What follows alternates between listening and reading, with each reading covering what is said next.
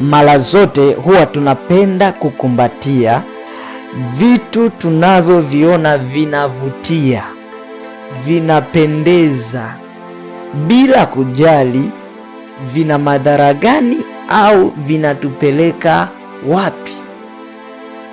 Mara nyingi sana tunapenda kuvikumbatia hivyo vitu, na bahati mbaya ni kwamba unaweza ukakikumbatia bila kujua madhara yake au kinakupeleka wapi, ila ukishakikumbatia na umeshajua madhara, mbaya zaidi ni kwamba unaendelea kukikumbatia na unajua madhara yake na unajua kinakupeleka wapi.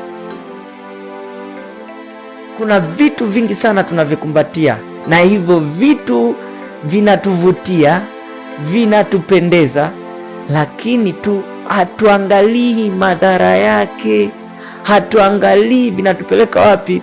Nataka unielewe hivi, sio kila tunachokikumbatia, sio kila tunachoking'ang'ania tunakishikilia kwa sababu kinavutia na kupendeza kwamba kinakupeleka pabaya. Hapana, kuna vitu vingine kabisa hakika vinakupeleka sehemu nzuri. Unatakiwa ung'ang'ane navyo, uendelee kuvikumbatia, uendelee kuvishikilia, usiviache viondoke, maana vinakupeleka mahali pazuri, vinakupeleka sehemu nzuri. Umekiona kinakuvutia, kinakupendeza na kinakupeleka sehemu iliyo nzuri, kikumbatie, usikiachie. Ila nina shida na wale wanaong'ang'ana kukumbatia vitu na wanajua kabisa hiki kitu kinanipeleka mahali pabaya, na mwanzo wake alikiona kikamvutia, kikampendeza, akakikumbatia. Sasa amekikumbatia, hajui madhara yake, hajui kinampeleka wapi, na baadaye alipojua ameendelea kukikumbatia na kuking'ang'ania. Nitakueleza habari moja ya mtu mmoja aliyekuwa anaitwa Yuda. Yuda ni mtoto wa mzee Yakobo ambaye alikuja akaitwa Israeli. Huyu Yuda alikuwa na watoto wake wa kiume watatu kwenye hii habari inavyowaelezea. Yule mtoto wake wa kwanza akamwoa mwanamke anaitwa Tamari. Yule Tamari alivyoolewa na yule mwanaume, akafa yule mwanaume. Yuda akamwambia mtoto wake wa pili kwamba mchukue huyu mwanamke umzalie ndugu yako uzao. Na yule kijana pia akamchukua yule mwanamke akakaa naye kama mke wake.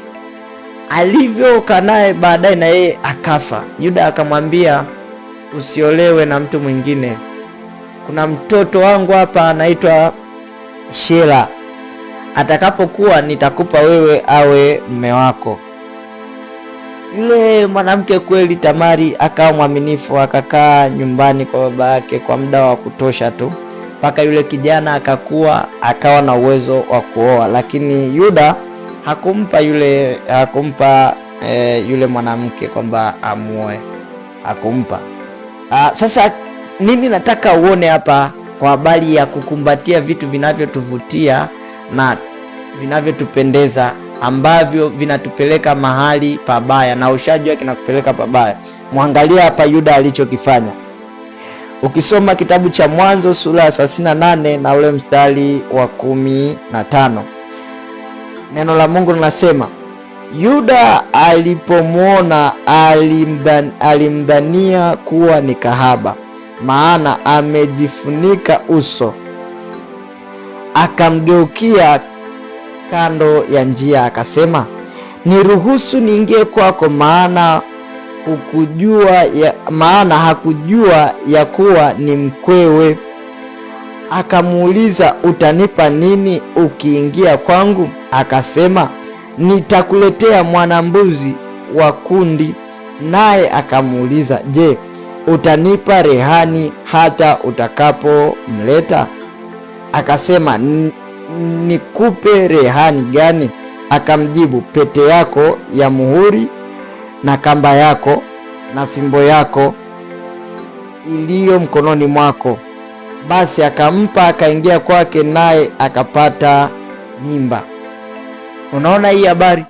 Yaani hii habari mstari hapa unapomalizia hapa kwenye mstari wa 17, mstari wa 18 anasema akasema, nikupe rehani gani? Akamjibu, pete yako na muhuri na kamba ya fimbo yako iliyo na kamba na fimbo yako na kamba yake na fimbo yako iliyo mkononi mwako. Angalia, unakumbatia kitu, unaking'ang'ania kitu kwa sababu ya muonekano wake, ya mvuto wake, kwa sababu kimekupendeza. Ndicho alichokifanya Yuda.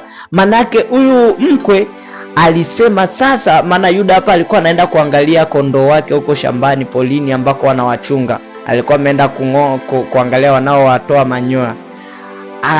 Sasa huyu mkwe wake alivyojua, akaenda njiani akajitega kama kikahaba, akavaa nguo za kikahaba. Manake mpaka alipomwona kama kahaba, manake alivaa nguo za kikahaba za kutamanisha, za kuvutia, za kupendeza, ambapo mtu akikuangalia tu hivi anasema yes, huyu ndio mwanamke. Kwa hiyo alikaa kimtego kwa lengo la kumtega nani? Yuda, baba yake mkwe. Hasa na yeye bila hata kujua, mtu amemwomba fimbo, amemwomba kila kitu ambacho ni cha thamani, cha kielelezo kwa ametoa. Ndivyo na wewe, kuna vitu unaenda kukikumbatia bila kujua madhara yake, lakini ukishakikumbatia kinakuonyesha madhara. Yuda angejua, natoa pete, natoa fimbo, natoa kamba, hivi vyote ni vitu ambavyo mtu yoyote akiviona anajua hivi ni vya kwangu. Mtu yoyote akimwona yule mwanamke anavyo, anajua yule mwanamke ni wa kwangu. Mtu yoyote akiona hiki kitu anajua hiki. Kwa hiyo kuna namna fulani unatoa dhamana ya maisha yako kwa kitu ambacho kinakupoteza, kwa kitu ambacho kinakuharibu. Na angalia kwenye mstari huu, mstari wa ngapi? Mstari wa 24. Ikawa baada ya miezi mitatu, Yuda akapewa habari ya kwamba mkweo Tamari amefanya uzinifu, naye ana mimba ya haramu. Yuda akasema, mtoeni ateketezwe. Unaona, anasema mtoeni ateketezwe, lakini baadaye vile vitu vilivyoletwa akasema yeye ndo mwenye haki jamani. Sasa angalia, kuna kitu unaking'ang'ania, kuna kitu umekishikilia, umekikumbatia, lakini hicho kitu kinakupeleka mahali pabaya, kinakupeleka mahali pabaya kwa sababu tu kimekuvutia, kimekupendeza, umeendelea kuking'ang'ania. Rafiki yangu, shtuka mapema kabla hujaharibikiwa. Utaanza kusema ateketezwe, huyo aangamizwe, kumbe chanzo ni wewe mwenyewe, kumbe sababu ni wewe. Rafiki yangu, kubali kuachia vitu ambavyo vinakupeleka mahali pabaya, hata kama vinakuvutia na kukupendeza. Nitakuombea neema ya Mungu itakao kusaidia kuachana na hivyo vitu ambavyo hata kama vinakuvutia na kupendeza umeving'ang'ania. Nitaomba neema ya Mungu juu yako ili uweze kuachana navyo na kuviachia ili ubaki salama. Baba, katika jina la Yesu Kristo wa Nazareti, ninaomba juu ya ndugu huyu, Bwana, ukamjalie neema na kumwezesha na kumsaidia kuondokana na hivyo vitu ambavyo vinamvutia na kumpendeza, lakini vinampeleka mahali pabaya. Katika jina la Yesu Kristo wa Nazareti, Bwana, msaidie neema ya kuamua kwa usahihi, kuchagua kwa usahihi na kujua kipi kilicho sahihi kwa ajili ya maisha yake na kwa ajili ya ndugu zake na jamaa zake na jamii yake. Na Bwana, ukamwezeshe kuishi sawasawa na mapenzi yako. Kwa utukufu wa Yesu Kristo nimeomba nikiamini. Amen. Amen.